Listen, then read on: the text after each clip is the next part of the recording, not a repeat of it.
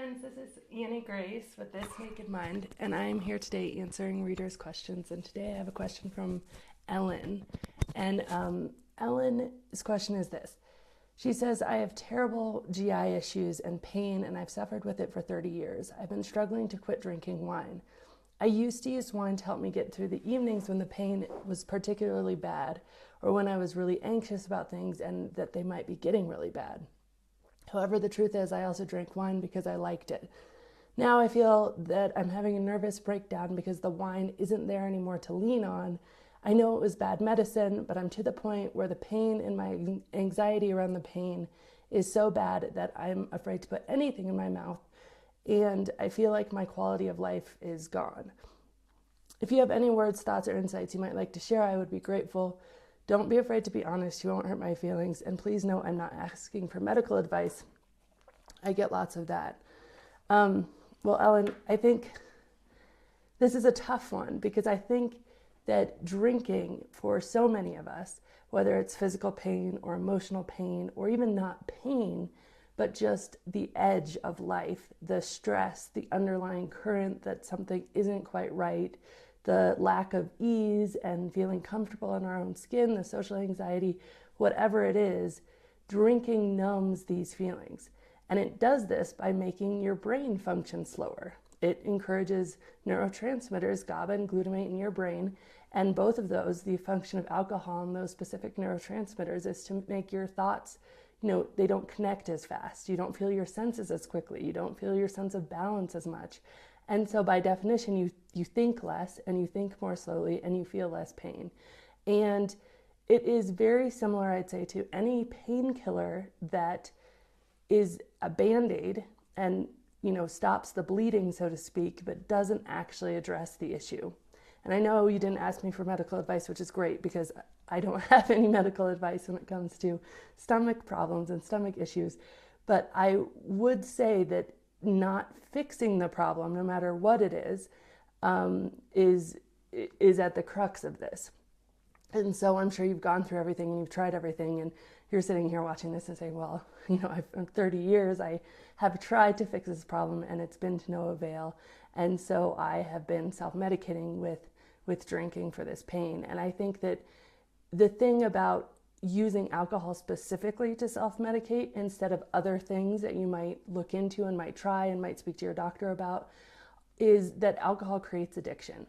And it does this because our bodies become tolerant to it and because we need more and more of it to achieve the same effect. You said that when you had slipped, you've actually gone 106 days, it says in your question, and the 2 days you slipped, you drank a bottle every time. And what happens is that 1 or 2 glasses of wine, your brain doesn't have any more control to say, okay, I don't want that third and that fourth glass of wine, especially when over time you've developed kind of pathways of addiction in your brain. And you don't have control because your brain affects your prefrontal cortex, which is the part of your brain that, exerts control not only on your immediate decisions, but on your long-term decision making. So it's such a hard cycle to get out of. So of all the things that you could use to numb pain, whether it would be, distraction or something that's not addictive or, hot water bottle, I have no idea. But alcohol is probably one of the most dangerous things on the planet to use to numb pain because of the addiction it creates and because of the amount of death, and destruction and disease it causes. And people, we talk so much about drug addiction, and it's a huge thing in our country right now. Heroin, painkiller addiction, all of these things. But the interesting thing is that the statistics that I've read most recently is that there's about 24,000 people that die every year from overdoses according to pharmaceuticals, and about 22 from overdoses to illegal drugs. And there's about 90 that die from alcohol-related causes, 90,000 people. So it's, 4 times as many as each of those categories. And it's really scary because alcohol can literally steal your happiness from you, and it steals so much else. So I know you know all this, and this is why you're trying to stop medicating with it. I'll say from my own experience, I used alcohol to medicate anxiety and depression. And when I stopped drinking, I remember having a similar moment where I was just like, I feel like I would just, if I could just take a break from this, misery in my mind, I would just be happier. And getting through those moments and realizing that, going through door number A where the alcohol is, was not the solution. Making just this decision inside myself to close that door and say, this is never going to be the solution. It would only ever be the solution if I wanted to continue this cycle and always have a short-term answer for this problem. If I actually want the long-term answer, if I actually want the life I want to live, if I actually want to move forward, I have to start trying other things. And I know that those things didn't all work for me at once. I mean, I tried different medications.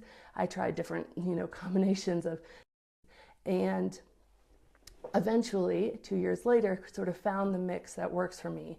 And I'm going to recommend a few resources to you that I think might be helpful. But when you close the door and you say definitively, alcohol is not the answer here. It is a Band-Aid, it is a crutch, it is a quick fix, it is not the real true life. It is not the answer. It is not what's going to bring me through this. It's not what's going to give me the life I deserve. It's going to give me more of the same. And over time, it will increase my pain. And I have no doubt, just based on the acidity of alcohol and what it does into your stomach lining and the fact that it, causes throat cancer, that it's not helping these issues. There's no way drinking a bottle of wine is helping gastrointestinal issues. And of course, you know that too. So if you can close that door, I think you'll find a lot more peace, because it's the leaving it open a crack. It's the thinking, well, maybe I can do that, that's causing these nights of agony about, will I just be happier if I could have that one drink, this night wouldn't be so bad. And when you're able to shut that door sort of permanently, like I did kind of with my depression, alcohol is not the answer to my depression or anxiety, then I was able to say, okay, now I have nothing. And this place you're talking about the quality of life being gone, it's actually a great place to be, because you're at that place. I don't want the alcohol. I've gone 106 days. Every day I've drank a bottle of wine. It's not making me happy. This door is closing and I'm freaking out because it's been my answer for so long. But guess what? When it's not your answer anymore, that forces you to go through all the steps to find the right answer. And I think that's a really beautiful thing, although this point that you're experiencing can be quite painful. Really good question. I wish I had the magic answer or the magic alternative. Obviously, I don't. But I will say there's a few things. Number one is slipping up, having that bottle of wine. Don't add to the injury by feeling guilty about it. I mean, it's just all the studies I've read, all the research that I've looked into says that, beating ourselves up, it can, actually have this what the hell effect. And that means we say, okay, forget it. Well, my 106 days is down the toilet, so I'll just start drinking again. And we get ourselves back in this cycle, and it really perpetuates, because what we do on a regular basis is much more common. If we do something today, we're much more likely to do it tomorrow. If we drink today, we're more likely to drink tomorrow. If we don't drink today, we're more likely to not drink tomorrow. So try not to beat yourself up, and try to look at it this way. Like I like to say, okay, you've had 106 days and you've had 2 days of slip-ups. If you look at that percentage-wise, that's higher than a 98% success rate. That's 98% of the last 106 days that you have done the right thing for yourself. And that is a win. Like if you ask any investor, if you ask any, if it was a grade on a test, I mean, that is a phenomenal win. And you need to celebrate that and realize that you're only human, and that you're going to be trying this. You're going to be experimenting with what works and doesn't work, and that's totally okay. So don't add guilt to it. And the second thing I'd say is I really like this book by Byron Katie. It's called Loving What Is. I'll post a link to it below, and I'll also post one of her YouTube videos that's specifically about physical pain. And it really helps me with my depression, just this idea of this is reality. I live with this reality of having this imbalance in my brain. I have this going on. How am I going to be able to accept what is? And then ironically, by accepting what is instead of fighting it, what is kind of gets better and heals itself. So I won't try to explain all of her work, but I would encourage you to look into it.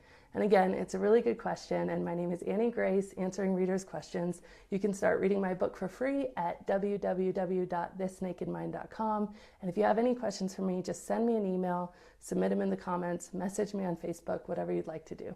Have a great day.